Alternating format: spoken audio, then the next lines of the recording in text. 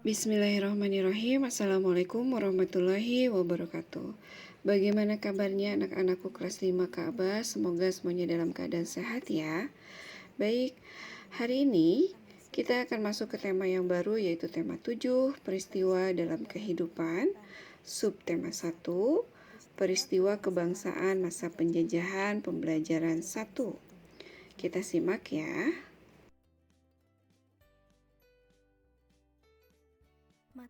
Yang pertama adalah peristiwa kedatangan bangsa Eropa ke Indonesia. Sejak abad ke-15, rempah-rempah yang ada di Indonesia telah menjadi komoditas yang sangat menguntungkan.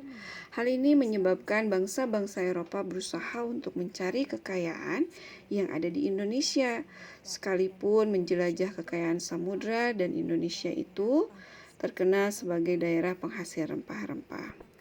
Nah, adakah di antara kalian yang tahu bangsa Eropa mana saja yang pernah datang ke Indonesia?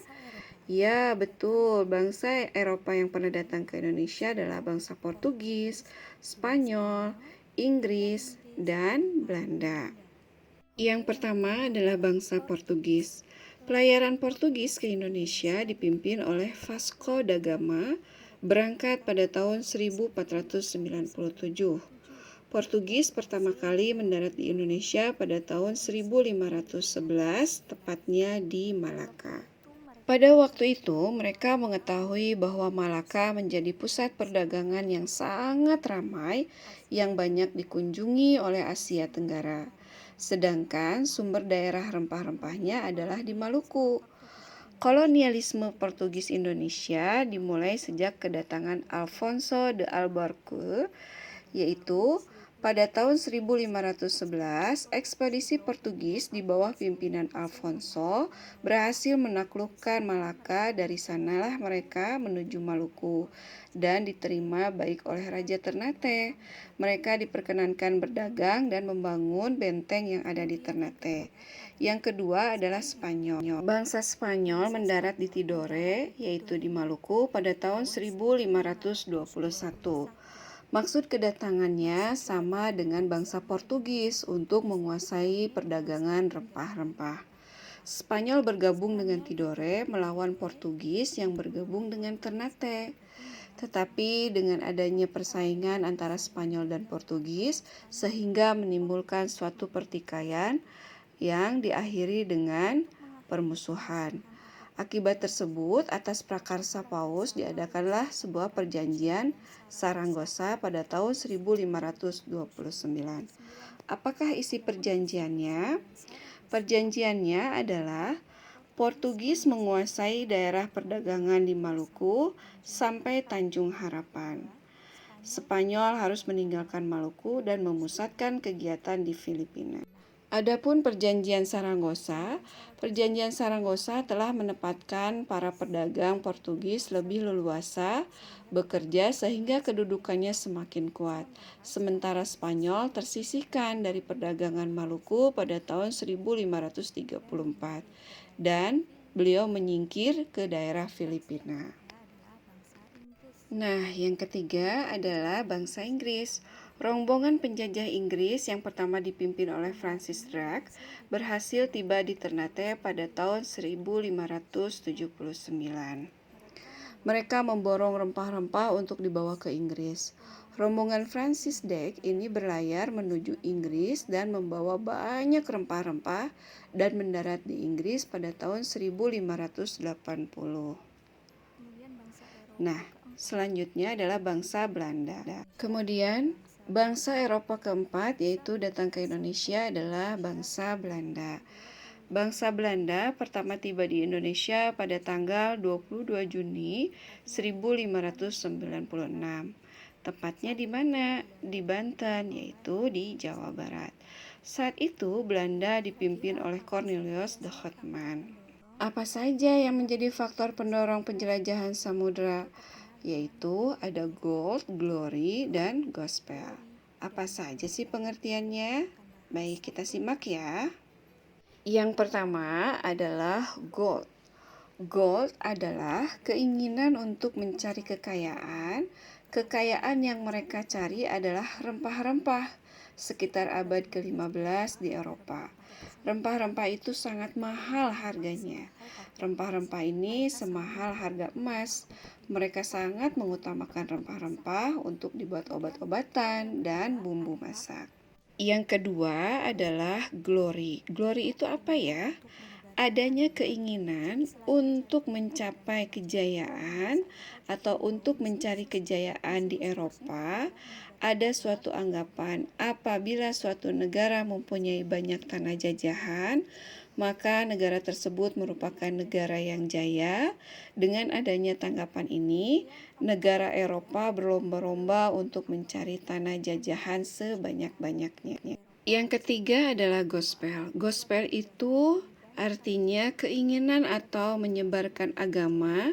Jadi selain mereka mencari kekayaan dan wilayah jajahan, bangsa Eropa juga mempunyai misi khusus untuk menyebarkan agama kepada penduduk daerah yang dikuasainya. Tugas mereka ini tugas suci yang harus dilaksanakan di seluruh dunia dan dipelopori oleh bangsa Portugis. Yang ketiga adalah gospel. Gospel adalah keinginan untuk menyebarkan agama. Jadi, selain mereka mencari kekayaan dan wilayah jajahan bangsa Eropa, mereka juga mempunyai misi khusus untuk menyebarkan agama kepada penduduk daerah yang dikuasainya. Tugas mereka ini adalah tugas suci yang harus dilaksanakan di seluruh dunia dan dipelopori oleh bangsa Portugis. Nah, jadi kalian semua harus ingat ya, faktor pendorong penjajahan datang ke Indonesia itu ada 3, gold, glory, dan gospel. Nah, selanjutnya materi yang kedua adalah tentang teks ulasan. Apa sih yang dimaksud dengan teks ulasan? Teks yang berisi tinjauan dari suatu karya, baik berupa film, buku, benda untuk mengetahui kualitas, kelebihan dan kekurangan yang dimiliki karya tersebut. Nah, kalian semoga paham ya apa yang dimaksud dengan teks ulasan. Di sini ada ciri-ciri teks ulasan. Yang pertama, memuat informasi. Yang kedua, pendapat penulis berdasarkan fakta. Yang ketiga, untuk ulasan buku, novel, sering disebut juga dengan resensi. Nah, sekarang ada tugas buat kalian, anak kelas 5 SD SGA. Buka halaman 7, kerjakan tugasnya. Ada ulasan teks. Di situ ada judul teks, bagian yang paling menarik, informasi penting, pendapat saya tentang teks ini tuh apa, dan saya menyarankan atau tidak menyarankan teks ini karena apa. Bisa ya, selamat bekerja. Nah, selanjutnya ada materi tentang cengkeh. Kalian tahu apa itu cengkeh? Iya, betul, hebat. Nah, sebentar ya, Bunda Sri akan terangkan dulu. Cengkeh adalah bahan rempah-rempah yang sangat banyak sekali manfaatnya. Harganya pun cukup tinggi, sehingga sampai kini banyak masyarakat membudidayakan untuk mendapatkan hasil yang maksimal. Setelah dipetik, cengkeh kemudian dikeringkan dengan cara dijemur. Selama proses penjemuran terjadi perubahan warna pada cengkeh dari warna kuning dan merah menjadi warna hitam dan coklat. Pada proses pengeringan cengkeh terjadi perubahan benda yang disebabkan oleh kalor atau panas.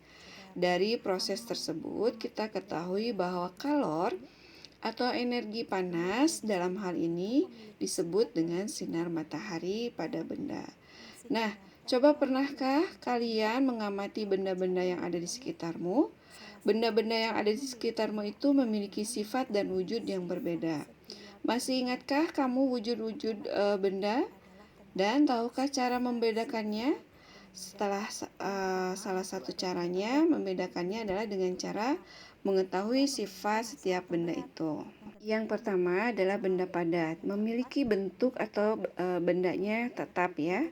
memiliki massa atau berat, menepati ruang, volumenya tetap, dapat berubah dengan perlakuan pemanasan, pembusukan, pelapukan, dan perkaratan, atau bisa diperlakukan secara fisik, yaitu digunting, disobek, atau ditekan. Adapun benda cair, yaitu mempunyai bentuk sesuai dengan wadah. Permukaannya selalu datar, bergerak dan menekan ke segala arah, memiliki sifat dan kapilaritas. Selanjutnya memiliki massa atau berat. Yang selanjutnya adalah benda gas, mengisi seluruh ruangan yang ditempatinya. Memiliki massa, menekan ke segala arah, mengikuti bentuk wadah, dan tidak memiliki bentuk yang tetap. Contoh benda padat adalah meja, contoh benda cair adalah air, contoh benda gas adalah balon yang di dalamnya ada gas. Nah, cukup sekian dari Bunda Sri pembelajaran hari ini. Wabillahi taufiq wal hidayah. Assalamualaikum warahmatullahi wabarakatuh.